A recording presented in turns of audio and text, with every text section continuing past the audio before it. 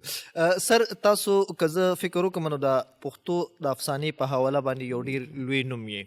او د هغې نه علاوه چې کوم دی که مونږ نن دور کې سوچ وکړو نو عموما پښتانه دا شاعرۍ طرف ته مایل دي خو تاسو خپله ځواني چې کوم دی هغه د افسانو سره زړه کړه د نثر طرف ته چې کوم دی څنګه مایل شوي سر؟ یو خدا ده چې پښتو افسانه کې ډېر لوی لوی نمونه شته او دا هم ډېره غني پاتې شوې ده. زما پکې هم یو د یو افسانه نګار په حیثیت یو کردار دی او باقي زه چې دی نو ما د خپل ژوند ابتدا چې دی دا د شعر نه کړې وه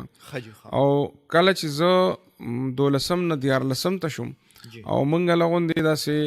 انقلابي غوندې خیالات رالل راته نو هغه وخت کې خلکو موږ پسې خبرې کولې نو ما یو نظمګی لیکلی و چې یو ارزو شوه راوچته چې په خوله راغله نغمه شوه ملغلره و صدف کې د مودو راسې اوده وه د هر چا په خوله صدف شه چې دوه په میان سینه شوه. دا زما د ژوند لومبی نظمګی و خو دا وه چې زما د مور پلار چې و نو هغه ډېر روایتي او په کلتور باندې مین هم و بلکې د خپل پښتون کلتور سمبول هم و. لکه زما د پلار چې و نو هغه یو عجیبه بابا هغه ته ویلی شو هغه صوفي و خو زما د مور پلار چې دی نو بالکل د هغه په ضد و. نو زه چې به زما ماشوموالی زیاتر هلته تېر شوی دی په کونډه کلي کې نو هغه به زه ځان د هغه توره شړی کې بې ځان سره د شپې کېنولی هم د ژمي په اوږدو شپو کې هغه ته به چې دی نو په غلبیل کې اوړه کړې زما نیا به وله دانې اوړه کړې وې نیې هغې کې به وله ګوړه اچولې وه ما ته به دانې پرتې وې او زما نیا به میچن کوله او مونږ ته به د دغه سره د کمرې دستانې په منځ کې یو ستن و نو هغې سره به یو غټ لاټین ځوانډ و زما نیکه به وایي دا باتي والا زما ترور ته به وایي دا باتي والا لږه کوزه که زه درته کیسه یې کوم نو هغه ما ته تر سهاره پورې کیسه یې کولې او هغه کیسه یې چې دی هغه دومره ښه کیسه بړو چې څومره هم الف لیله وي داستانونه دي هغه ټول هغه ته زباني یاد او هغه به په داسې انداز کې کول دا به وایي دا په پښتو کې دا څه شوي دي نو ما به ورته ها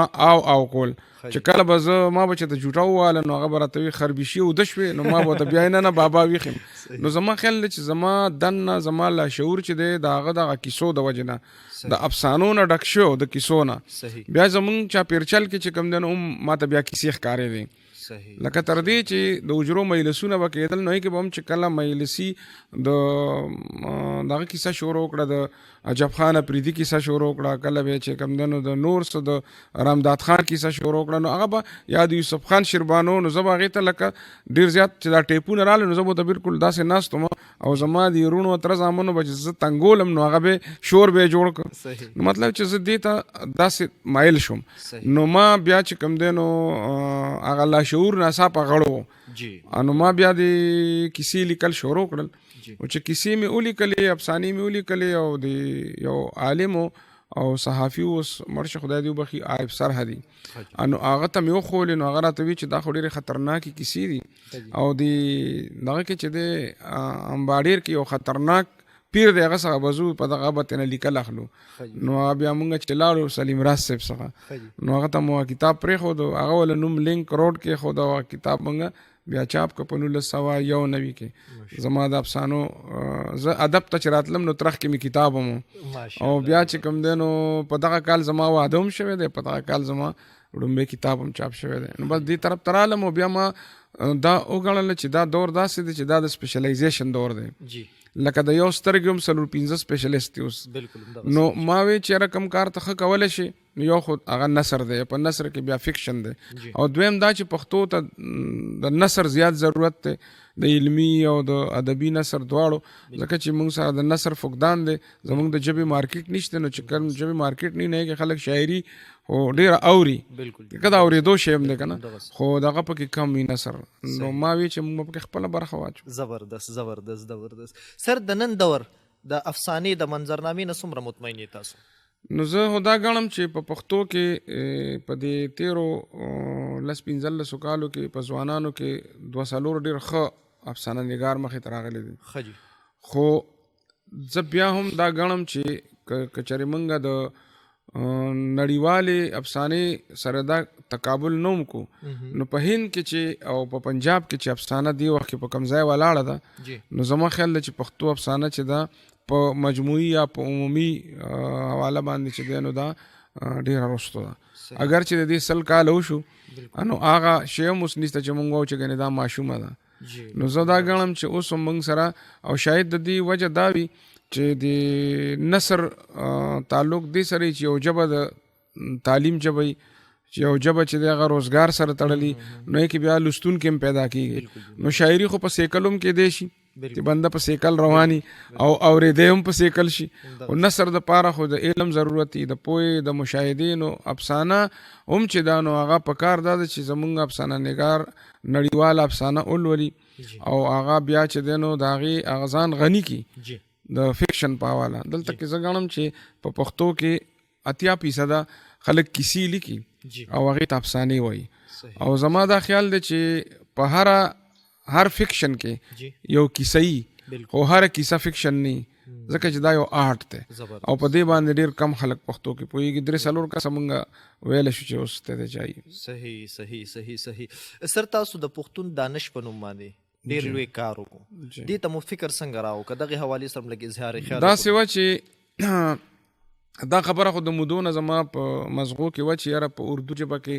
هغوی چې دی نو د خپلو پوهانو خاطرې محفوظ کړي دي، لکه د میرزا غالب د خپلو دوستانو سره، د بادر شاه ظفر دی، مولوي فضل حق سره به موږ ما چونکې په اردو کې ماسټر هم کړی نو دا څیزونه ما لوستي وو. نو ما دا سوچ کو چې یاره دی چې کمې خاطرې یا کمې سګوړې محفوظ کړي دي د دی نه موږ څخه زیاتې غني، زموږ پښتو زیاته غني ده زموږ مشرانو. او بیا ما دا محسوس کړ چې دا کمې خاطرې دي یا کمې سګوړې دي یا کم دانش دی نو چې موږ کومه مشره زنانه دفن کوو او کم مشر دفن کوو نو دا موږ هغه سره دفن کوو. نو دا مالا جمع کول پکار دي، د سینونه رایستل پکار دي. او هغه وخت ما تر دې ډېر شدید احساس وشو کله چې زمونږ شیخ صاحب وفات شو چې هغه زما یو قسم مرشد ومو او د هغه په قبر باندې مولانا احمد صاحب کله خبرې کولې نو هغه دا ووی چې په دې دغه کې چې کوم دی په دې قبر کې تاسو یو کتابخانه کې خوده. نو ما بیا سوچ وکړ چې یاره دغه سړي چې دی نو د عربی په ګرامر باندې هغه یو اتارټي و خو د هغه د لاس موږ څخه کتاب نشته ځکه چې پښتانه لیکل نه کوي. نو ما وی چې دغه خلکو خاطرې د دغه عالمانو د دغه زمونږ د پټي یا د ارټ او د حجرې د مشرانو د بیبیانو دا چې څومره خاطرې ممکن دي زما دوستانو په ذریعه باندې که د پښتونخوا د ګوټ نه ما چې دا را جمع کړی شي او دا محفوظ شي ځکه چې دا زمونږ اورل هسټري ده. او دا دواړه کتابونه چې دي دې باره کې سمیع الدین ارمان صاحب ډېره ښه خبره کوي. هغه وایي چې که څوک په پښتنو باندې د انټرنیشنل لیول د پښتنو په نفسیات او د دوی په رویو د دوی په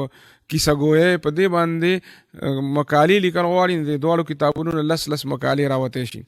نو ما بیا سوچ وکړه چې دا زمونږ اورل هسټري دا زباني تاریخ ته دا زمونږ د وزډن د دانش. بیا ما دغه سره صلاح وکړه ځوان نقاد فاران سره چې ما ورته وی چې یاره زه فیصل فاران ته ما وی چې یاره زه دا کار کول غواړم ته څه وایې. هغه ما ته وی چې یاره که ته نور هېڅ کار ونه کې نور صرف دا وکړې نو دا د پښتو دپاره کافي ده.